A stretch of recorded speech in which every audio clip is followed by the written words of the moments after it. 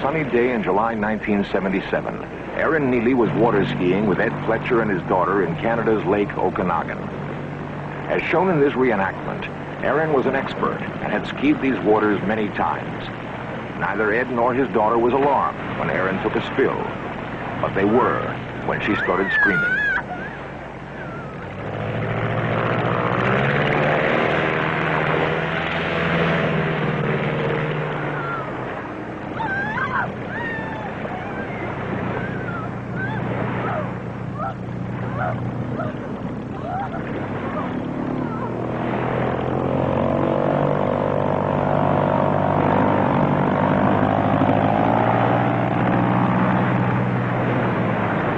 Safely in the boat, young Aaron told a terrifying story of coming face to face with a huge serpent-like monster.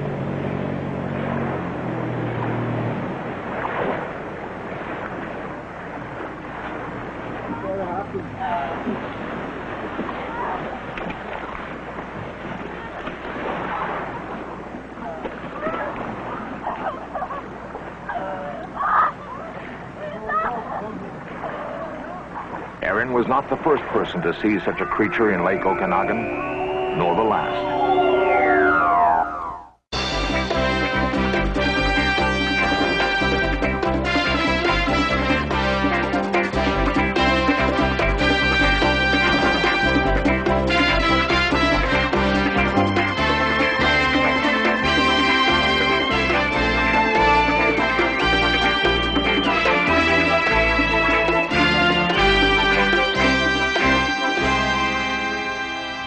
A long creature about 2 feet wide and about 40 feet in length was on the top of the water. And it was just incredible the way it moved.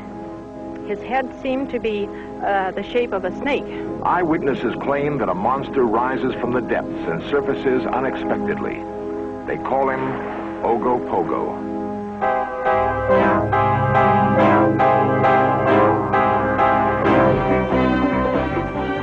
This series presents information based in part on theory and conjecture. The producer's purpose is to suggest some possible explanations, but not necessarily the only ones, to the mysteries we will examine. Many believe that a mysterious monster lives in the depths of Loch Ness in Scotland. This ancient ruin marks the spot where St. Columba first sighted the creature in 565 AD. Loch Ness, however, is not the only place where forbidding monsters are reported to dwell. In British Columbia, Lake Okanagan is reputed to be the home of a giant water creature similar to the one in Loch Ness. Both lakes are remarkably alike, lying at almost the same latitude. Both are long and narrow, having areas of great depth. Both were formed by cataclysmic shifts of the Earth's crust. They have similar temperatures and contain almost identical types of fish. This is a famous picture claimed to be of the Loch Ness Monster. The head bears a striking resemblance to that of a prehistoric creature. Reports of beasts of immense length indicate that creatures like these may still exist. But how could it be possible for them to survive undetected for millions of years? If such creatures unknown to science do indeed exist, what could they be? Fish, mammal, reptile, or some species long thought to be extinct? 40 years ago, the scientific world was stunned by the discovery of a coelacanth, a fish believed to have been extinct for 60 million years. Not only was it very much alive, but many times larger than any of its ancestors. If such a discovery happened once, could it not happen again? On the surface, Lake Okanagan presents a scene of calm beauty, but this view can change in a moment. Winds rise seemingly from nowhere, whipping the lake into a fury. Can it be that below this changeable surface dwells a creature rivaling the famous Loch Ness Monster? The Okanagan Indians have lived near the shores of the lake for centuries, long before the white man. Like all Indians, they hold a deep reverence for nature, believing that all of creation is part of the plan of the Great Spirit. The Indians of Okanagan both respect and fear their lake, Many of their legends are built around it.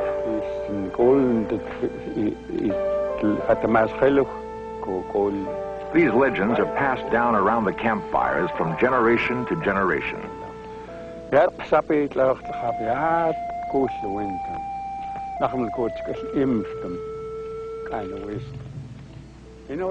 And this lake is like a living sacred thing. In an hour or 2 hours, this lake can be a raging body of water, and very dangerous. In this lake, we have the Nchachaitk. It's a serpent that lives in the water, and it's been told to me by my great-grandfather, and told to him by his ancestors. In early times, according to legend, no Indian would attempt to cross Lake Okanagan without first offering a small animal to the lake monster. There are stories of those who failed to make such offerings and whose horses were sucked under by a mysterious force. Stories of canoes wrecked and scattered on the rocks. The Indian's offering can be viewed as a spiritual act of sacrifice or as the pragmatic act of appeasing a hungry monster.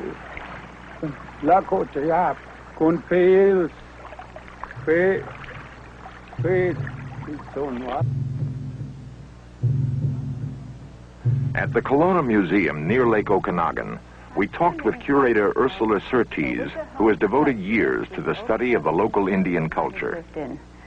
Nimoy2 lived about midway down Okanagan Lake in a little cabin underneath Squally Point. And Ogopogo, or Nimoy2, was a creature that had to be appeased whenever the occasion arose. Many people have cast some doubts as to whether Ogopogo was really there, but the Indian people have for years known about Ogopogo, and we have learned over a long period of time that Indian legends, for the most part, have a very substantial amount of fact and truth in them. Mary Moon is the author of Ogopogo, the Okanagan Mystery. I first came up into this lake country in 1972 as assistant editor of a magazine to write 7 or 8 stories about this area. And everywhere I went up and down the valley, they kept saying this funny word, Ogopogo, Ogopogo. And I said, what's an Ogopogo? And they said, oh, the snake in the lake. And I said, what? They said, the snake in the lake. And I said, please tell me about it.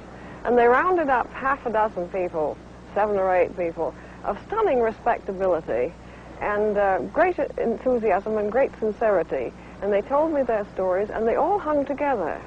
We launched our boat at Peachland. Harry and Betty Staines have often cruised these waters.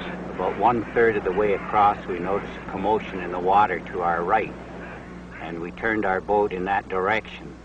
When we got near this area, we noticed this huge creature emerge from the water and was swimming in a northerly direction.